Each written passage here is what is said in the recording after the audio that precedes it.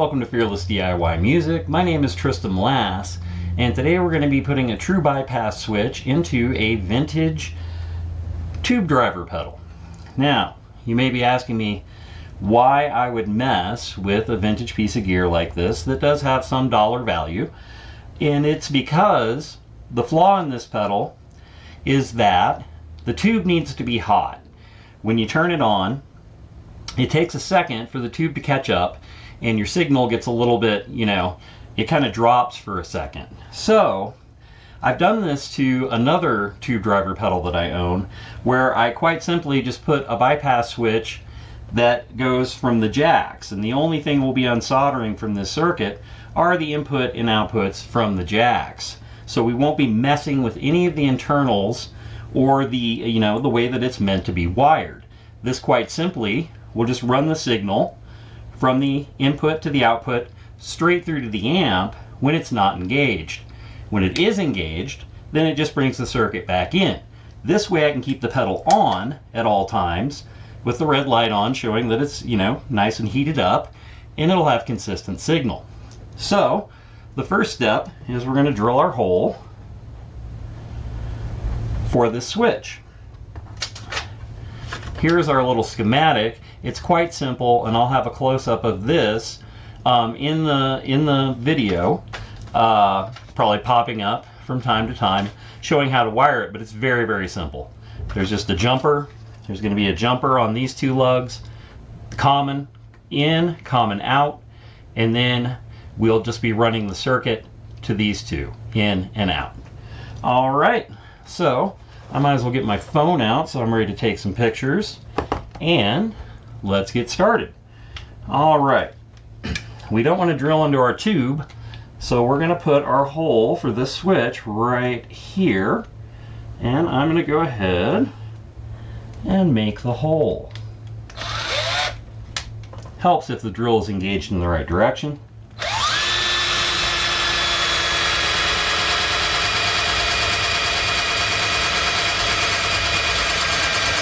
This will take a minute because these TubeWorks pedals are made of some pretty tough steel.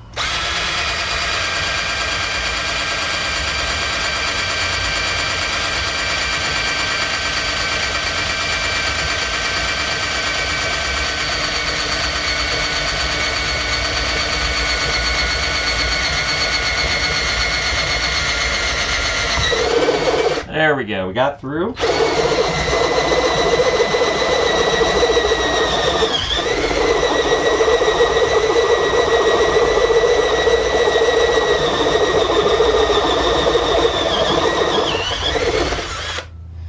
Alright, we'll go ahead and get our switch, and we'll start seeing exactly how big we need to make this opening.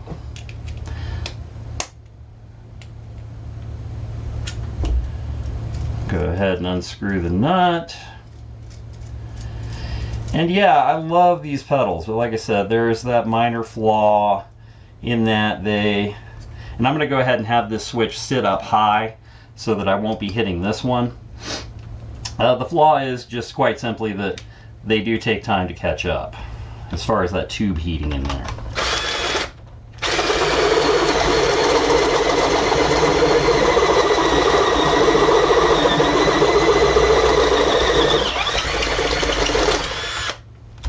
Alright, see if we're there yet. Alright, we go down one more on our conical drill bit.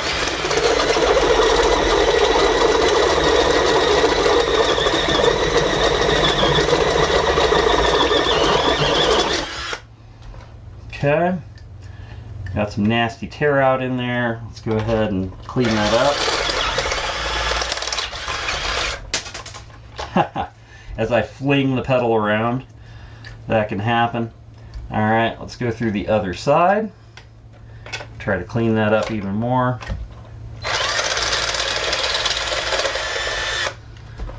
All right, remove our burrs. Okay, and I lost my, there it is. Got parts flying, we got metal flying. Part of the fun. Go ahead and get these shavings out of the way. Okay, my soldering iron. Might help if that's on as well. I meant to turn that on before I started filming, but hopefully it'll be warm enough. It'll be heated up by the time we get to putting the wires. Water in here. My soldering station is just quite simply a Weller. I do have the control for it broke at some point, so I bought a satellite control, and I just mounted all of it onto a 2x4, and it works great. All right, so let's see here. We're going to clean this up a little bit more. Okay, that looks good. And we'll insert our new switch. And you want to make sure that you've got plenty of room for it to sit in there so that it's not bumping up against anything else. All right, and this will sit nice and proud of the other switch so that when I need to engage the pedal, I won't be accidentally turning it off. The main circuit, that is. All right, let's get that tightened in.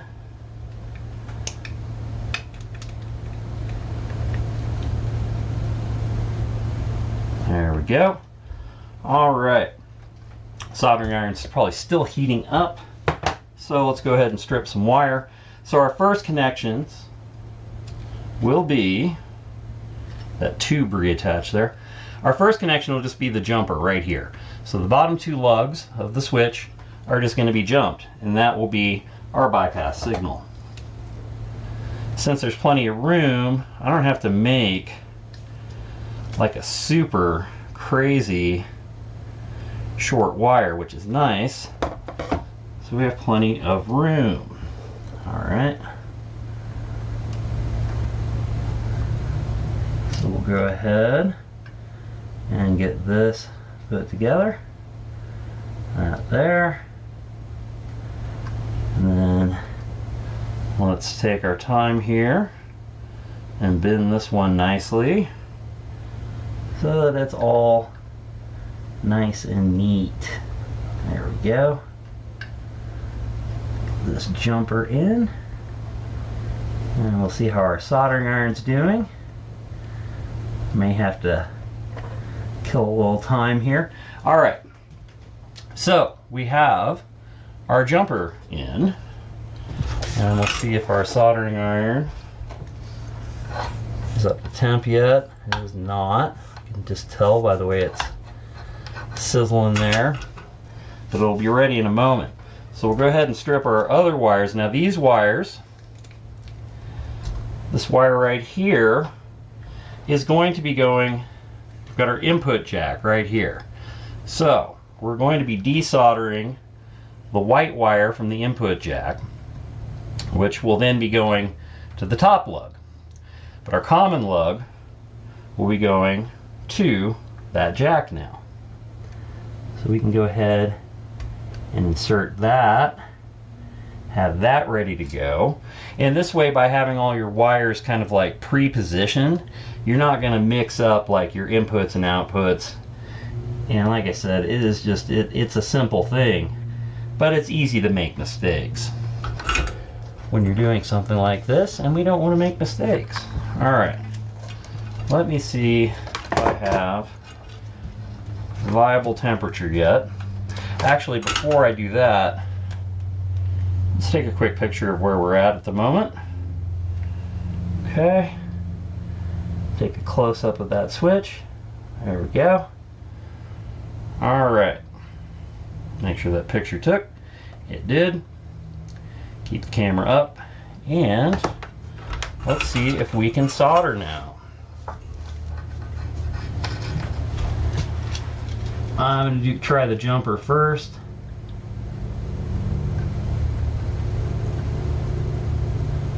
And we have solder. Okay.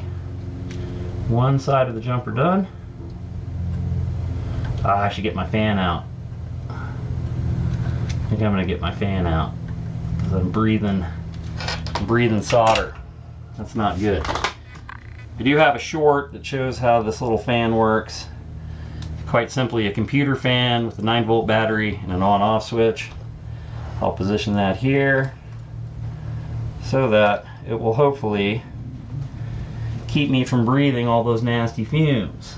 Okay, so let's go ahead and solder our inputs and outputs on the common, which is the middle two lugs, and get that taken care of.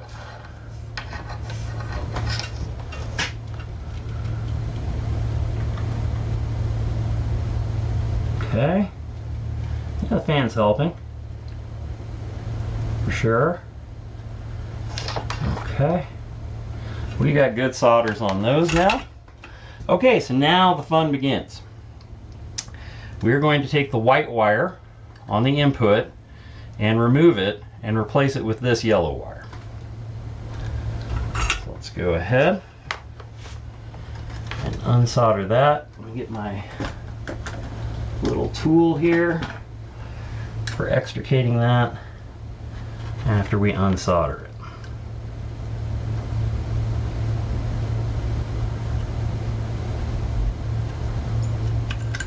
Okay, we have our white wire free. Now it is wound around the ground wire from the circuit. So we are going to have to extricate it gently. Okay, got that part out. Let's get this wind undone as well.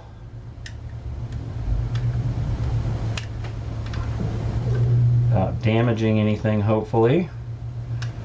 It would suck if I ruined my vintage 3-knob here. BK Butler. This, and there is some interesting history on this.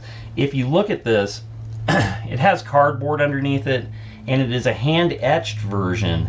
So I think that this pedal very well could be actually made by BK himself in his garage. It also has goop over the entire circuit board, which I don't think they did on the cheapo production model of this. So it's a pretty cool pedal.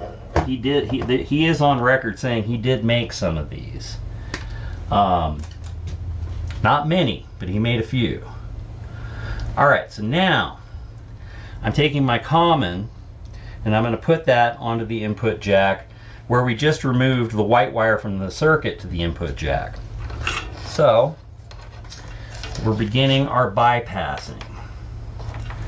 So let's get this cleaned up and see if I need to add more solder or not. There was plenty of solder there. That's a good shiny connection. That should be fine. We will get that out of the way. And there we go. Now, we want to put this white wire into the top lug of the input side of our bypass switch. And I'm just trying to clean up some of that solder there and see if I can get that wire through.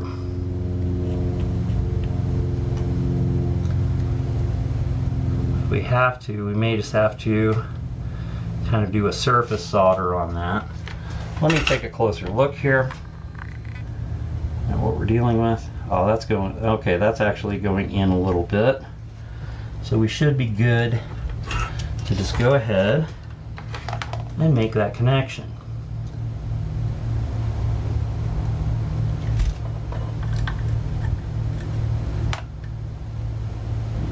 Let that solder cool down.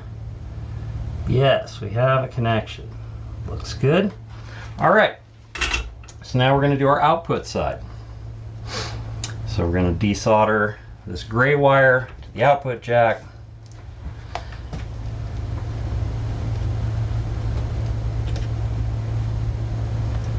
Get it out of there.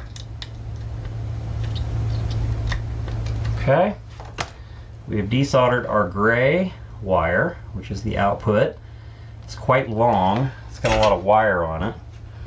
So we're going to go ahead and snip that and then put it into our switch on the output side, top lug.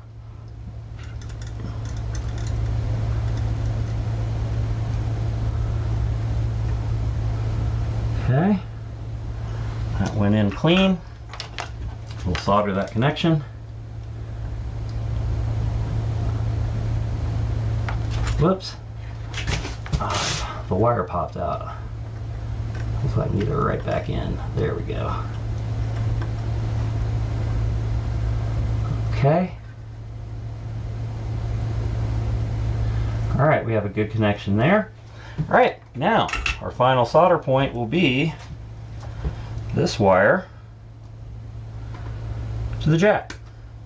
Our common to the jack.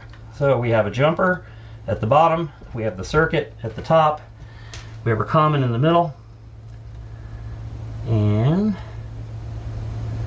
now we just have to get this guy soldered in clean, and we'll go from there. Then we'll test it and see if the thing works. There we go. All right, Mr. Fan. Get that out of the way. All right. So, all we have done is we've removed the white wire and the gray wire, which are coming from the circuit board to the circuit board and out of the circuit board to the switch, to the top lugs. We've got our commons in the middle. We've got our jumper at the bottom. We should be able to fire this up and have it work. So I'm going to go grab a power supply and we'll test it.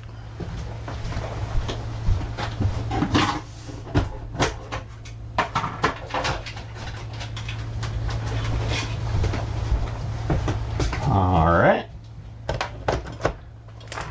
Turn on my amp. My amp is on. Do we have anything coming out of there? There we go. Turn up the amp a little bit. I'm not hearing. Oh, I don't have the amp on. There we go. Should be able to. There we go. So we're going to put our output to the amp. I'm going to put our power supply in. The red light is coming on, which is a good sign. We'll plug in our input from our guitar and grab the guitar.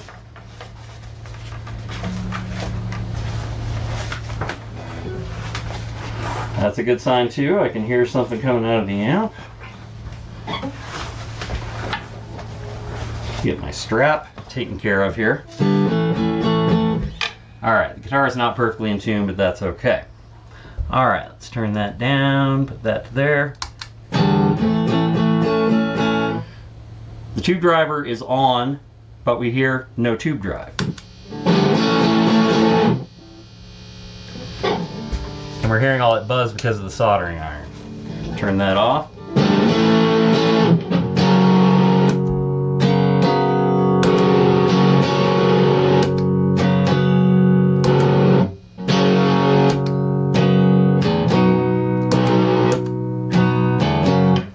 And we have a true bypass switch. So what's happening here is that everything's working as it should.